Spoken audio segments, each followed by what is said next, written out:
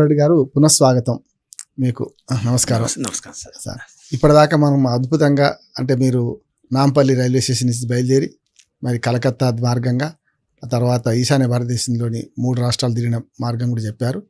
మళ్ళీ రిటర్న్ అయ్యారు అక్కడి నుంచి, చిరపుంజి నుంచి మళ్ళీ రిటర్న్ అయ్యారు.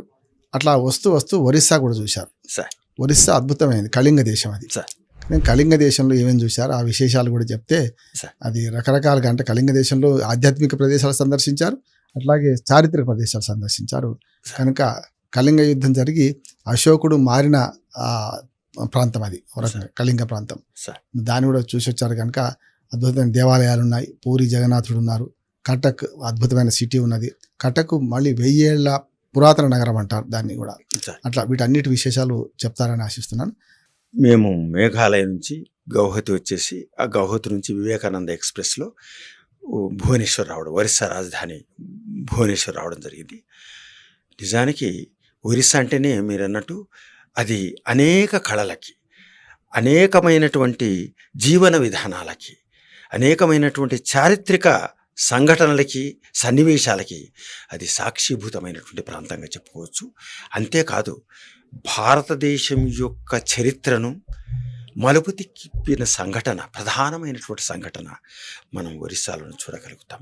అదే బౌద్ధ ధర్మ ఆవిర్భావం. అంటే వాస్తవానికి బౌద్ధ ధర్మ ఆవిర్భావం గౌతమ బుద్ధుడు ద్వారా ప్రపంచానికి అందిన బౌద్ధ మత విస్తరణ ఏదైతే ఉందో అది ఒక అశోక చక్రవర్తి ద్వారానే భారతదేశంలోను, తర్వాత శ్రీలంకలోను, ఆ తర్వాత ఆగ్నేసియా దేశాల్లోను, చైనాలోను, జపాన్లోను, ఇట్లా అనేకమైనటువంటి దేశాల్లోకి ప్రసరించడానికి, ప్రభవించడానికి, ప్రకాశించడానికి మన అశోకుడే కారణంగా చెప్పుకోవచ్చు.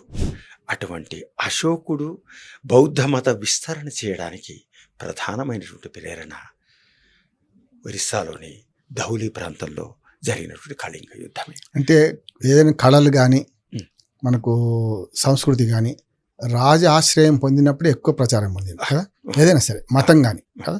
కనుక కళింగ యుద్ధం ద్వారా కళ్ళు తెరుచుకున్న ఆయన, ఒక రకంగా చెప్పాలంటే ఒక మానసిక పరివర్తన చెందిన ఆయన, యుద్ధం వల్ల నష్టపోతాను తప్ప లాభం ఉండదన్న ఆయన బౌద్ధ ధర్మాన్ని ప్రచారం చేయడంలో మంచి పాత్ర వహించారు. అందుకని రాజాశ్రయం పొందిన మతం బాగా విస్తరణ చెందింది.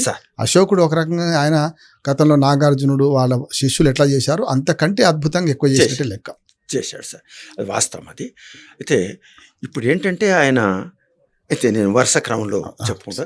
అయితే అక్కడికి భువనేశ్వర్ వచ్చిన తర్వాత మొట్టమొదటగా మేము వెళ్ళింది మరుసటి రోజు, రాత్రికి భువనేశ్వర్ చేసుకున్న తర్వాత మరుసటి రోజు మా ప్రయాణ యాత్ర మహర్షి ట్రావెల్స్ అని చెప్పానే, ఆ దాంట్లో ఆ ప్రయాణ బృందంలో ఒక సభ్యుడిగా నేను, మా శ్రీమతి శోభారాణి ఇద్దరం కలిసి ఆ ప్రయాణ బృందంలో భువనేశ్వర్కు ఇటు దక్షిణం వైపు ఉండేటటువంటి ప్రాంతాలు సందర్శన చేయడం జరిగింది. దాంట్లో మొట్టమొదటిగా భువనేశ్వర్కి ఒక 110 కిలోమీటర్ల దూరం ఉండే వైతరిణి నది అనేది ప్రథమంగా చూడడం జరిగింది. ఈ వైతరిణి అనే నదిని చాలామంది మనం పురాణాల్లో వింటుంటాం, తర్వాత అనేకమైనటువంటి కథల్లో కూడా చారిత్రకమైనటువంటి అంశంగా మనం చూస్తూ ఉంటాం. దీని ప్రత్యేకత ఏంటంటే వైతరిణి అనేది ముఖ్యంగా నరకంలో ఉండేటటువంటి నది. గరుడ పురాణం చెప్తారు, గరుడ పురాణం చెప్తారు. అది ఏదో చీము, నెత్తురు, రక్తము, మాంసము అవన్నీతో కూడుకొని ఉంటుందని, పాపాత్ములు ఆ వైతరిణి నది గుండా ప్రవహిస్తే తప్ప వాళ్ళు పునీతులు గారని, లేకపోతే ఎన్ని సంవత్సరాల కాల పరిమితి ఉందో అక్కడ మాత్రం ఆ నదిలో ఉండాల్సిన పరిస్థితి ఉంటుందని మనకు మీరు అన్నట్టుగా గరుడ పురాణం సాధారణంగా మాట చెప్తాను. ఇప్పుడు మనం నగరాలు నరకాలుగా మారిన తర్వాత మన మూసీ నది చూడండి, అసలు వైతరిణి నదులు మన దేశంలోనే ఉన్నాయి, చాలా చాలా పవిత్రమైన నదులుగా పూజించే నదులను, పవిత్రమైన ప్రదేశాలకు పూజించే నదులు ఇవాళ వైతరిణి నదులు మారిపోయి. గంగా ప్రక్షాళన చేసుకున్నాం, సబర్మతి నది ప్రక్షాళన చేసుకున్నాం, ఇంకా గంగా నది అంటే ఎంత మన అశుద్ధంగా ఉంటూ చూస్తున్నాం మనం. ఇక మన మూసీ నది చెప్పాల్సిన అవసరం లేదు. అందుకని వైతరిణి నది ఎక్కడ హైదరాబాద్లో, మన మూసీ నది చూస్తే ఈ వైతరిణి నది ఎక్కడో లేదు, మన దగ్గరే ఉంది అనిపిస్తుంది. కానీ పేరు వైతరిణి ఎందుకు వచ్చిందంటారు? ఒరిస్సాలో ఉందని. మరి వైతరిణి అనేది వాస్తవానికైతే వితరణశీలత ఉండేటటువంటిది వైతరిణి. ఇంత మంచి అర్థం చూడండి. అంత వితరణశీలత ఉన్నది వైతరిణి. అయితే అది వితరణశీలత ఏంటంటే పాప ప్రక్షాళనం చేస్తుంది. నరకంలో ఆ నది దాటితే తప్ప మనిషి పునీతుడు కాడు. అంటే మనిషి పాపపుణ్యాలు ఎవరు కూడా 100% పుణ్యాలు కానీ 100% పాపాలు చేయరు. పాపపుణ్యాల సమ్మేళనమే మానవ జీవితం. అవును. 2 చేస్తుంటారు. కాబట్టి ఆ పాపపుణ్యాల నిష్పత్తిని ప్రకారం అతడు స్వర్గమా నరకమా. ఈ ధర్మరాజు కూడా మహాభారతంలో ఒక అశ్వత్థామ హత కుంజర అని ఒక అబద్ధం ఆడినందుకు నరకలోకాన్ని సందర్శించాల్సిన పరిస్థితి వచ్చింది.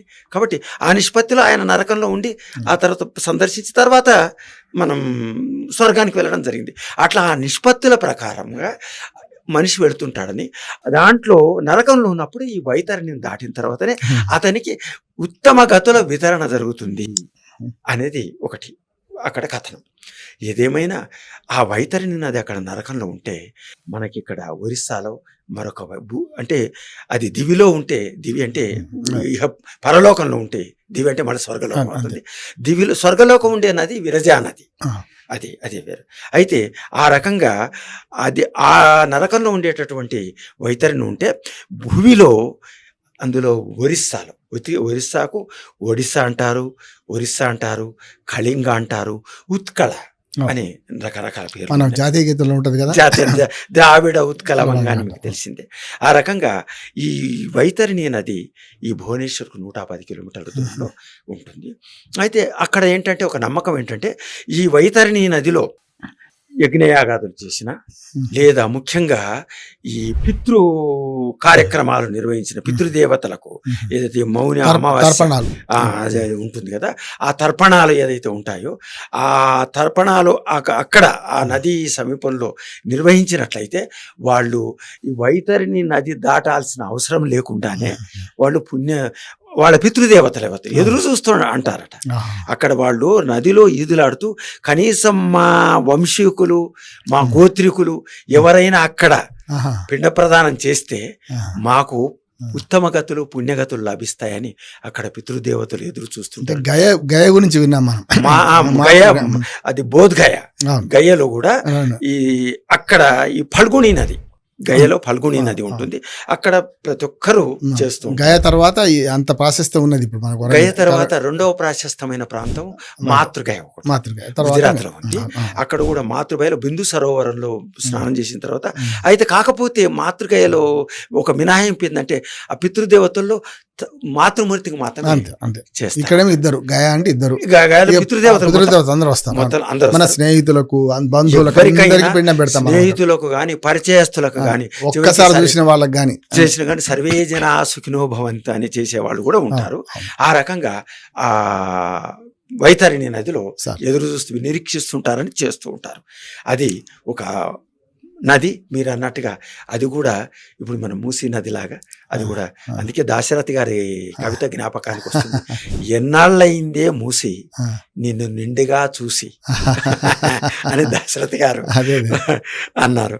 అట్లా మరి ఆ నదులన్నీ ఇప్పుడు మీరు అన్న గంగా నదితో సహా ప్రతి నది మనకు ఆ నది ఆవిర్భావ క్షేత్రంలో మాత్రమే కాస్త కూస్తో మనకు స్వచ్ఛమైన నీరు, యమున గంగ పుట్టించోట ఏదైనా కూడా ఇప్పుడు అన్ని అపవిత్రమైనటువంటి పరిస్థితి.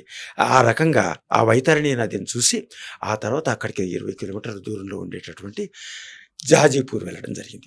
ఆ జాజీపూర్లో ఓడ్యాణం గిరిజాదేవి 18 శక్తిపీఠాల్లో మహాశక్తివంతమైన